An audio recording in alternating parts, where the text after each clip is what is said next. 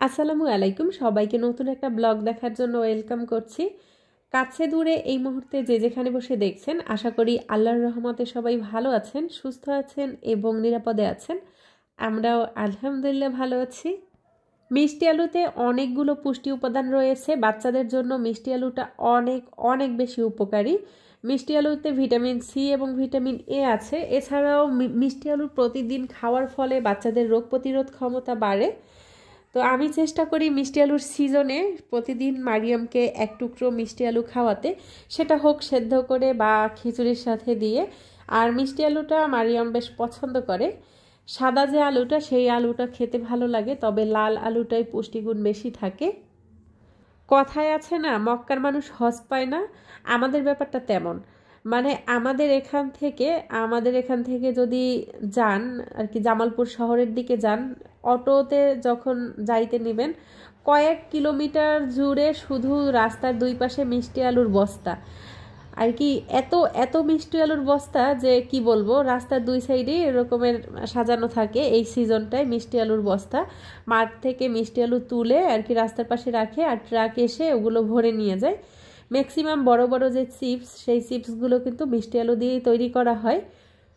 তো এই আলুগুলো বাহিরে আর কি বিক্রি করা হয় পাইকারি হিসেবে, ট্রাক ভরে নিয়ে যায় আমাদের স্থানীয় বাজারে। এখন তেমন একটা মিষ্টি আলু পাওয়া যায় না, যদিও পাওয়া যায় সেটা আরও পরে। তো মিষ্টি আলু আমাকে আমার আশেপাশে যারা থাকে কেউ না কেউ আমাকে গিফট করে প্রতি বছরই। একটা আপু অনেকগুলো মিষ্টি আলু দিয়েছে, বাড়ি থেকে এনেছিল, আর জানে যে মারিয়াম মিষ্টি আলু পছন্দ করে, তো মারিয়ামকে মিষ্টি আলু দিয়ে গিয়েছে অনেকগুলো। তো যাই হোক, কালকে রাতে আন্টি আমাদেরকে দই দিয়ে গিয়েছিল। ওই দই দেখার পরে মারিয়াম শুরু করেছে যে আম্মু দই তো ফ্রিজে ঠান্ডা হয়ে যায়, পোলাও কই পোলাও কই। মানে দই যখন দেখবে তখন তার পোলাও লাগবে, আর পোলাও থাকলে তার দই লাগবে।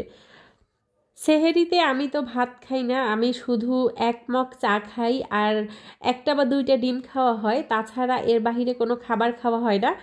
কালকে রাতে সেহরির জন্য ভাত ছিল না, পাশের বাসার ভাবিকে বলে রেখেছি যে একটু চাল বাড়িয়ে দিতে, কারণ মাশরাফির বাবা ভাত খাবে আর ভাতের পরিমাণ খুবই কম খায়, অল্প একটু ভাত খাবে। এজন্য আর এক্সট্রা করে রান্না করা হয়নি। যে একজনের জন্য রান্না করব, ওই রান্নাটা সকালবেলা থেকে যাবে, আর ওই ভাত ঠান্ডা ভাত মাশরাফি এবং মারিয়ামের খেতে হবে, যার কারণে আমি ভেবেছি যে সকালবেলা ভাত রান্না করব। তো মারিয়াম পোলাও পোলাও করতেছিল, ভাবলাম যে মারিয়াম এবং মাশরাফির জন্য একটু পোলাও রান্না করি। এখানে আমি 1 পট পরিমাণ চাল রান্না করেছি, আর 1 পট চালে আমার এতটুকু পোলাও হয়েছে। অনেকেই জানতে চান যে এখানে কতটুকু পরিমাণ রান্না করা যায়। তো 1 পট চালে মিনিমাম 250 গ্রাম হয়, তো 300-350 গ্রাম খুব অনায়াসে রান্না করা যায়। তো এই মিনি কুকারটায় পোলাও রান্নাটা কিন্তু অনেক বেশি ঝরঝরে হয়েছে। ইদানিং মাশরাফিরও পোলাওটা বেশ পছন্দ। আগে মাশরাফি বিরিয়ানি খুব পছন্দ করত, এখন আর বিরিয়ানি তেমন একটা খেতে চায় না, তবে সাদা পোলাওটা অনেক বেশি পছন্দ করে। তো এই যে দেখেন, সে বিসমিল্লাহ বলে খাওয়া শুরু করেছে। দই, মাংস, গরুর মাংসর ঝোল এবং পোলাও। তো কালকে মাংস রান্না করেছিলাম, ওখান থেকে মাশরাফি মারিয়ামের জন্য রেখে দিয়েছি। আর এখন দুপুরবেলা আর বাড়তি কোনো রান্না করিনি, এটা দিয়েই ওরা দুপুরবেলা চালিয়ে নিয়েছে। আর মাশরাফি যখন খেতে বসে তখন তো ও চামচ দিয়ে খাওয়া শুরু করে। খাবারটা যদি অনেক বেশি পছন্দ হয় তখন সে হাত দিয়ে একদম প্লেট চেটে পুটে খায়।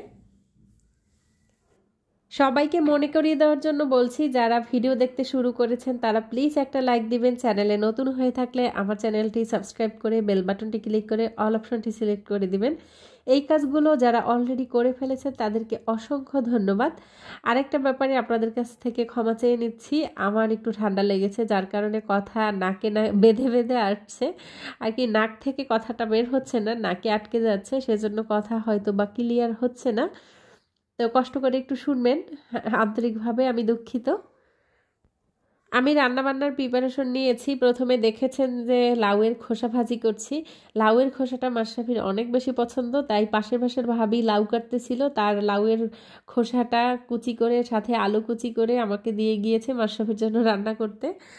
আর এদিকে আমি যা যা রান্না করব সব কিছু রেডি করে রেখেছি। ডাল বেটে রেখেছি, এখানে আলু এবং ডিম কুচিয়ে রেখেছি, এটা দিয়ে আলুর চপ তৈরি করব।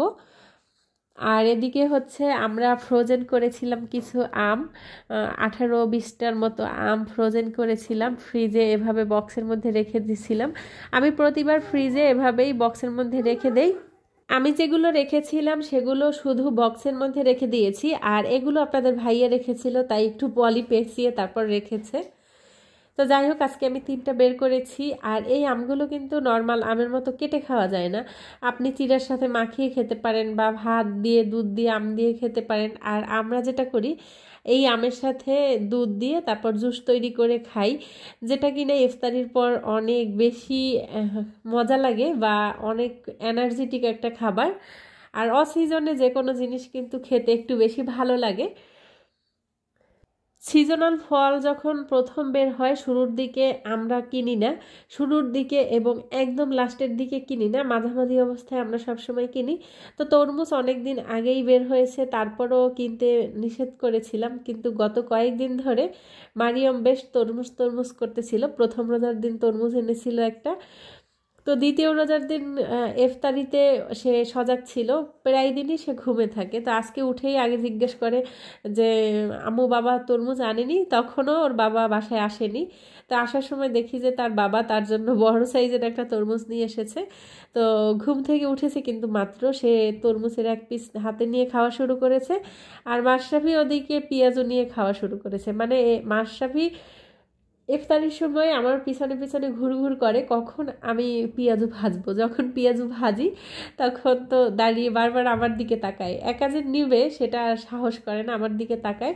তো আমি ওকে আলাদা করে দিয়ে দেই যে ও খাক, নয়তো বা এই একটা একটা করে খেতে খেতে ইফতারির আগে সব শেষ হয়ে যাবে। এই আমটা যখন আমি মাখাচ্ছিলাম তখন একটা জিনিস আমার খুব মনে পড়ে গিয়েছিল। আমি যখন প্রেগনেন্ট ছিলাম, মানে মারিয়ামের টাইমে, তখন তো প্রচণ্ড গরম ছিল। মারিয়াম হয়েছে আগস্টে, তো এপ্রিল বা মার্চ এপ্রিলের শেষের দিকে অনেক বেশি গরম থাকে, তখন তো প্রচণ্ড গরম। বারবার আইসক্রিম খাচ্ছিলাম, যখন বাসায় আইসক্রিম না ছিল তখন তো এরকমের ফ্রোজেন আমগুলো বের করে আমি চিপে চিপে রস করে তারপর ব্যালকনিতে বসে বসে খেতাম। তো এভাবে খাওয়ার ফলে কি হয়েছে, মারিয়াম তো পেটের ভেতরে অনেক বেশি ঠান্ডা লেগে বসে আছে, সেটা তো আমি জানতাম না। মারিয়াম হওয়ার পরে ওর কন্ডিশন কিন্তু অনেক খারাপ ছিল, মানে ও দম নিতে পারতেছিল না, বাঁশির মতো শব্দ হচ্ছিল ঠান্ডায়।